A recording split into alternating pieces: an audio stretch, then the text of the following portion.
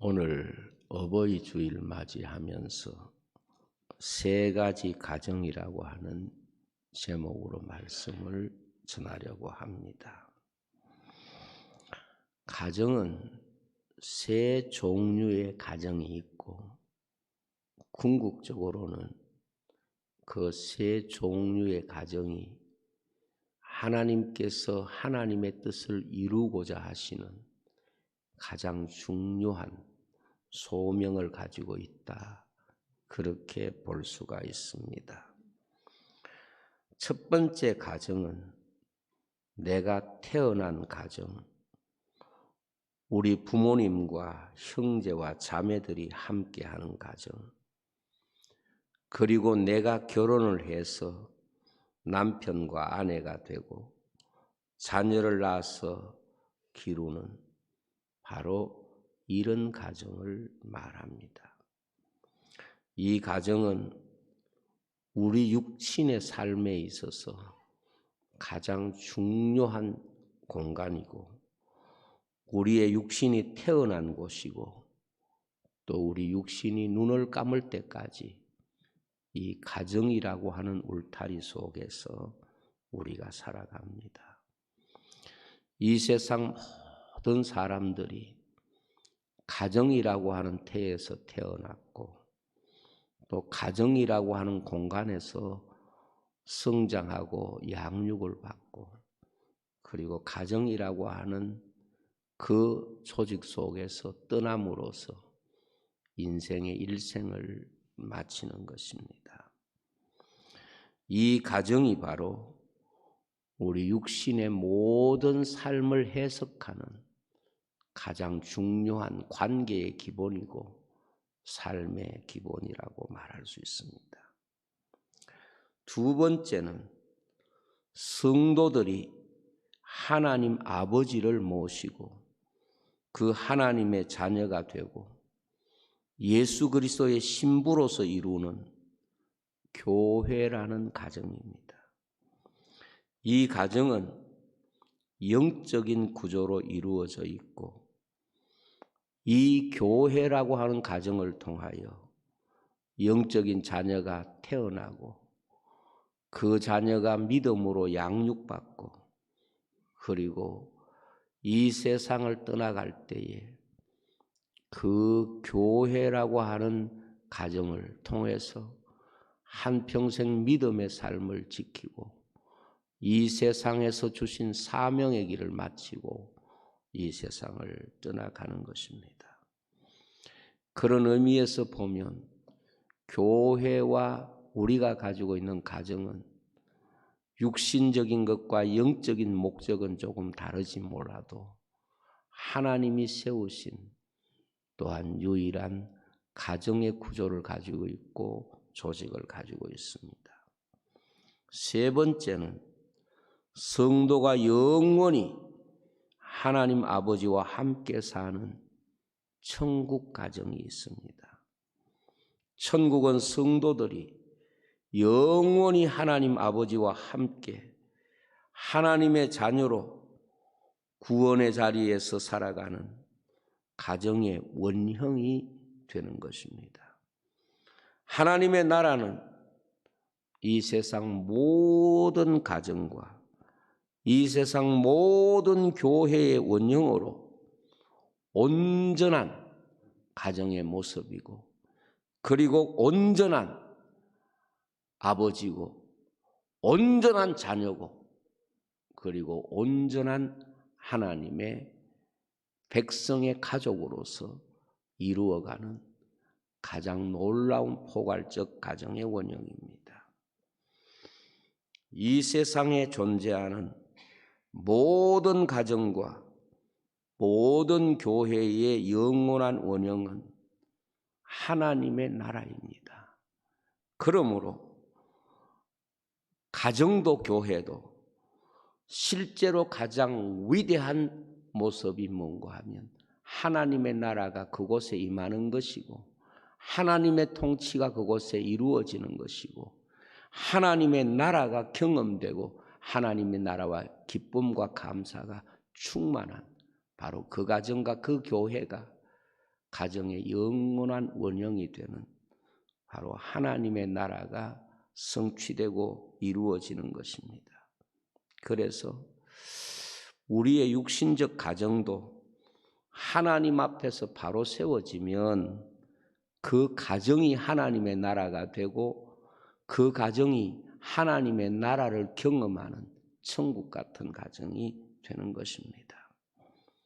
교회도 은혜가 충만하면 그 교회를 통하여 하나님의 나라를 경험하게 되고 하나님의 나라의 기쁨과 감사를 누리는 것입니다. 그런데 이 새 가정을 창조하신 분이 누구시냐? 이 새 가정을 창조하신 분이 바로 하나님이십니다. 우리가 가지고 있는 가정제도나 그리고 교회의 제도나 그리고 하나님의 나라는 사람이 만든 것이 결코 아닙니다. 하나님께서 인간에게 주신 동일 구조로서 우리에게 주신 하나님의 나라의 원형을 통하여 하나님의 나라를 경험하게 하고 하나님의 나라를 바라보게 하고 하나님 나라에 들어가게 하는 중요한 구조로서 우리에게 주신 것입니다. 저는 이 말씀을 준비하면서 왜 하나님이 사람을 창조하시고 가정을 주셨을까? 왜 하나님이 교회를 세우셨을까?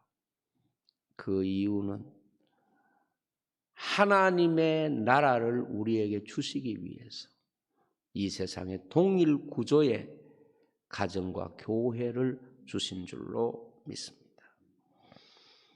육신이 태어난 가정도 하나님이 처음 창조했습니다. 하나님이 친히 사람을 창조하시고 사람을 통하여 그 가정을 이루게 하시고 그 가정을 통하여 하나님이 세우신 나라의 은혜와 복을 누리도록 그렇게 가정에 귀한 사명을 주신 것입니다. 영적인 가정도 바로 하나님이 세우신 하나님의 거룩한 나라가 이 땅 위에서 어떠한 모습으로 하나님 나라를 이 땅 위에서 누릴 수 있는가를 가르쳐 주기 위해서 세운 것이 바로 교회라고 볼 수 있습니다. 그러므로 이 지상에 있는 교회는 두 가지 사이에 있습니다.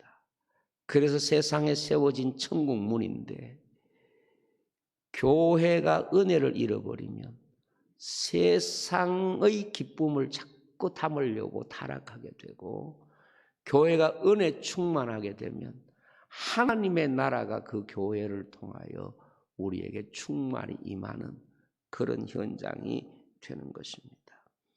그래서 교회를 통하여 내가 하나님의 자녀인 것과 그리고 천국 백성인 것을 깨닫게 되고 그 은혜를 누리면서 사는 것입니다.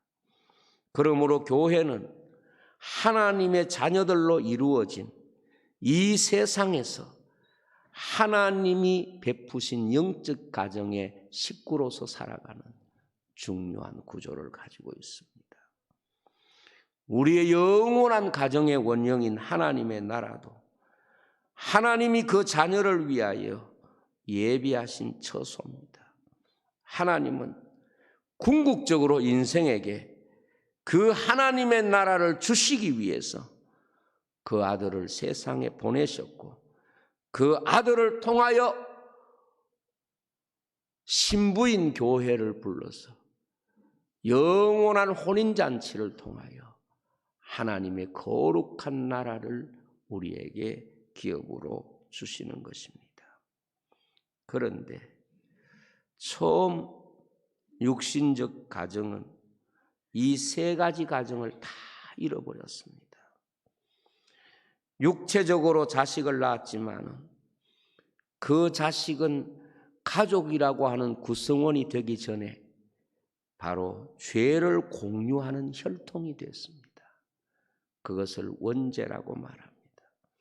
하나님의 말씀을 잃어버려서 하나님이 쫓아낸 바로 그런 가정이었습니다. 그래서 그들은 에덴 동산을 잃어버린 가정이 되었고, 그 가정은 수고와 아픔 속에 살아가다가 마침내는 죽음으로써 맞춰지는 그 육신의 가정조차도 지키지 못하는 그런 구조를 우리에게 보여주는 것입니다. 주님이 세상에 오셔서 교회를 세우신 것은 이 잃어버린 가정을 영적으로 회복하는 비밀을 담고 있습니다. 그것을 보여준 사건이 뭔가 하면 예수님이 세상에서 처음 이적을 행한 포도주가 떨어진 가정에 오셔서 문제를 스스로 치유할 수 없는 가정의 문제를 주님이 말씀으로 근본적으로 치유해 주심으로써 교회를 통하여 가정을 치유하고 하나님의 거룩한 나라를 경험하게 하는 놀라운 권세가 주님에게 있음을 보여주셨습니다. 주님은 이 교회를 통하여 영원한 천국으로 들어가게 하는 길이 되셨고 문이 되셨습니다. 그래서 내가 곧 길이요 진리요 생명이니 나로 말미암지 않고는 아버지께로 갈 자가 없다는 것이고, 교회를 세우시면서 천국 열쇠를 주는데 바로 땅에서 매면 하늘에서 매일 것이고 땅에서 풀면 하늘에서도 풀릴 것이라고 말씀했습니다. 그런데 이 세 가정의 영원한 주제가 뭘까요? 하나님의 말씀입니다. 이 세 가정의 영원한 주제가 하나님의 말씀입니다. 처음 세워진 육신적 가정도 하나님의 말씀을 잃어버렸기 때문에 가정을 잃어버렸습니다.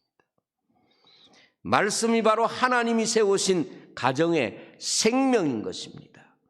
말씀이 없는 가정은 하나님이 보실 때에 이미 무너진 가정이고 죽은 가정이라고 말할 수 있습니다.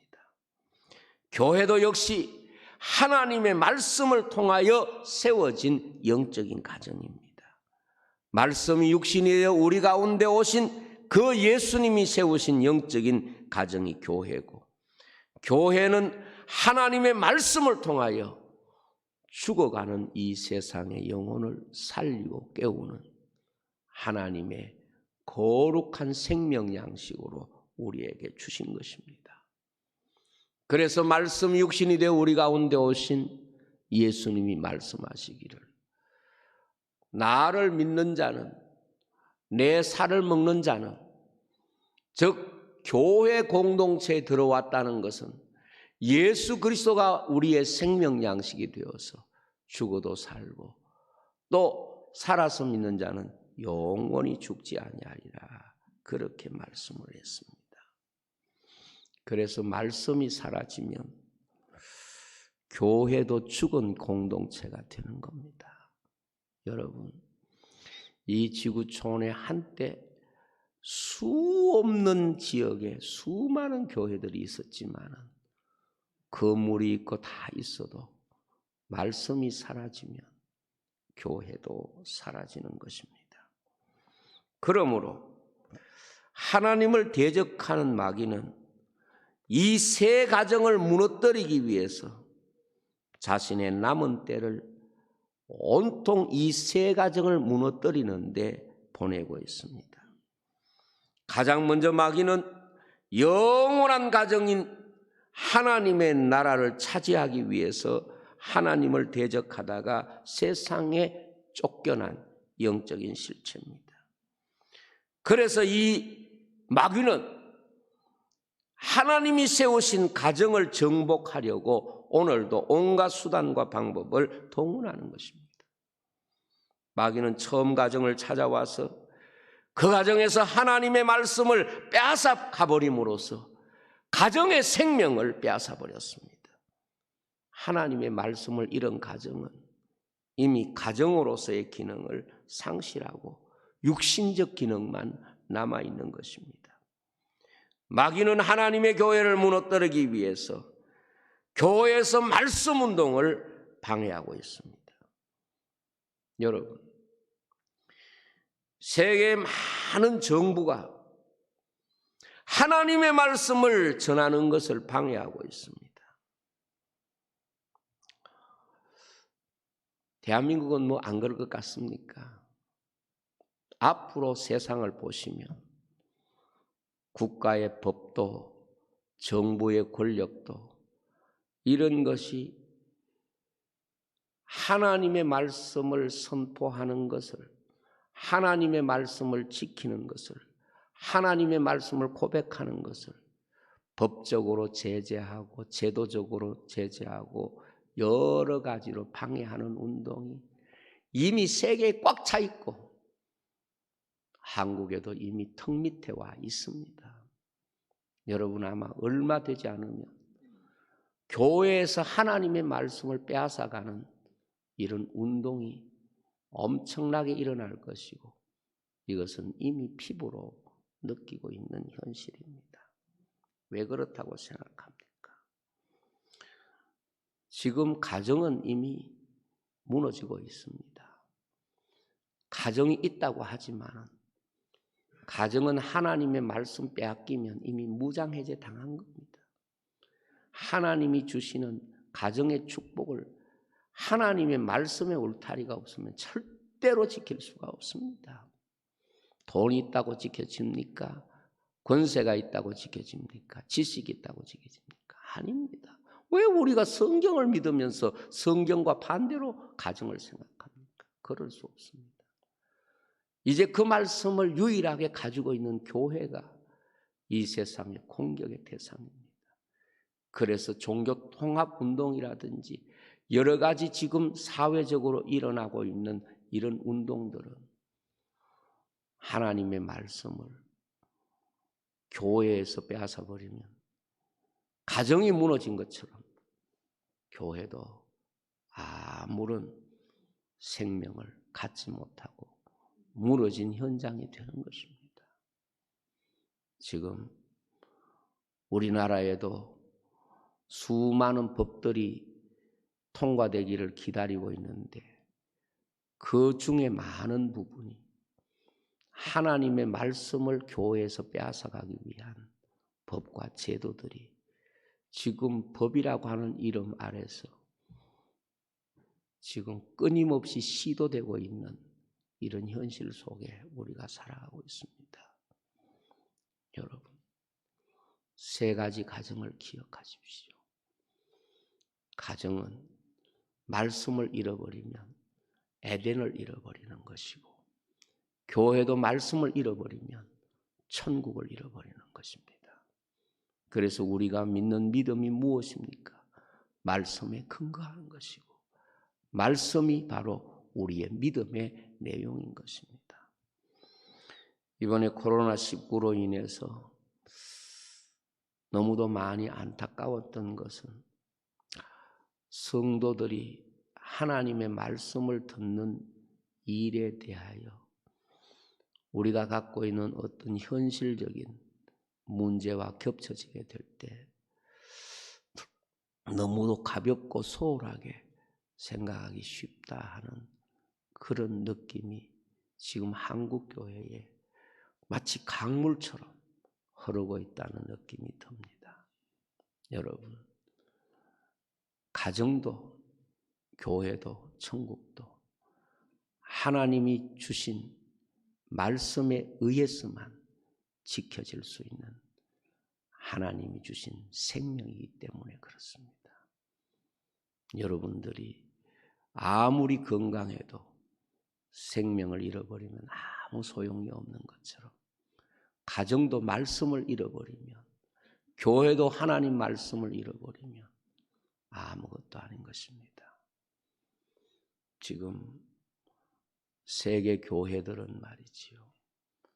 하나님의 말씀보다는 세상을 붙잡기 위해서, 세상을 차지하기 위해서, 세상 것을 지키기 위해서 오히려 말씀을 내놓고 타협하는 이런 괴테 파우스트 같은 이런 정서적인 흐름이 있다고 믿습니다.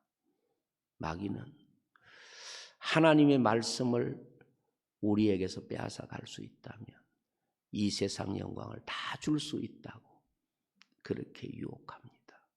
세상 영광을 보여주면서 하나님의 말씀만 빼앗을 수 있다면 그것이 바로 하나님의 거룩한 나라를 세우고 생명을 보존하는 가정운동, 이 운동을 파괴하는 방법이라는 것을 사단은 알고 있습니다.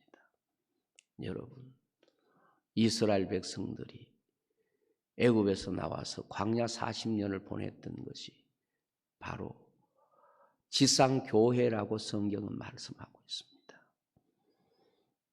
광야 40년이 지상교회인 이유가 무엇입니까? 그곳에서 애굽을 바라볼 수도 있고 가나안을 볼 수도 있습니다. 세상을 바라보는 사람은 애굽을 언제나 이야기합니다. 하나님의 약속의 말씀을 붙잡은 사람만이 가나안을 바라보고 그 가나안을 향하여 나아가는 것입니다. 기도하겠습니다.